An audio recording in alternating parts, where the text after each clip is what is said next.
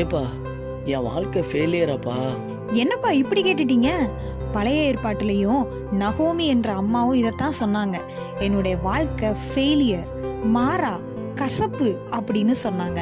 எப்படிப்பட்ட கசப்பு அப்படின்னா, பஞ்சத்தின் நிமித்தமாக வேற ஒரு தேசத்துக்கு அவர்கள் குடும்பமா போனாங்க. அங்க போய் 10 வருஷம் வாழ்ந்தாங்க. அந்த 10 வருஷத்துல அவங்களுடைய கணவர் இறந்து போயிட்டாரு. அவங்களுடைய 2 பையங்களும் அடுத்தடுத்து இறந்து போயிட்டாங்க. 10 வருஷத்துல அவங்களுடைய வாழ்க்கையே புரட்டி போடப்பட்டது. அவங்க இழக்கக்கூடாததை அடுத்தடுத்து இழந்து அப்படிப்பட்ட ஒரு நெருக்கடியான சூழ்நிலையில தான் இந்த வார்த்தையை சொல்றாங்க.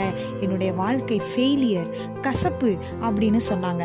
10 வருஷம் கழிச்சு எல்லாத்தையும் இழந்து திரும்ப தன் சொந்த தேசத்துக்கு வந்தபோது சுற்றி உள்ள சொந்த பந்தங்கள், சுற்றி இருக்கிற எல்லாரும் சொன்னாங்க, நகோமி எப்படி போனா பத்தியா, எப்படி திரும்ப வந்திருக்கா பத்தியா, அவளுடைய வாழ்க்கை ஒரு தோற்று போன வாழ்க்கை என்று அநேகர் சுற்றி இருந்த ஜனங்கள் வெளிப்படையாகவும் சொல்லியிருக்கலாம். சில பேர் மனதாலேயே சொல்லி கொண்டு இருந்திருக்கலாம். அப்ப இன்றைய நாட்களிலும் கூட உங்க கசப்பையே யார்கிட்டையும் சொல்ல முடியல, உங்க இழப்புகளை அதை வார்த்தைகளால கூட விவரிக்க முடியல.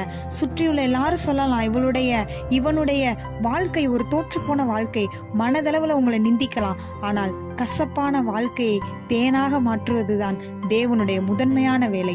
நகோமியின் வாழ்வையும் அப்படியாக தேவன் மாற்றினார் என்று ரூத் புஸ்தகத்தில் எழுதப்பட்டுள்ளது. கசப்பு, சுற்றி உள்ளவர்கள் நிந்திக்கிற நிலைகள் எல்லாவற்றையும் மாற்றுவார். எப்ப தெரியுமா?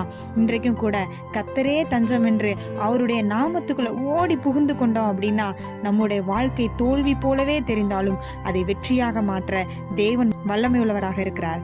ஆமென்.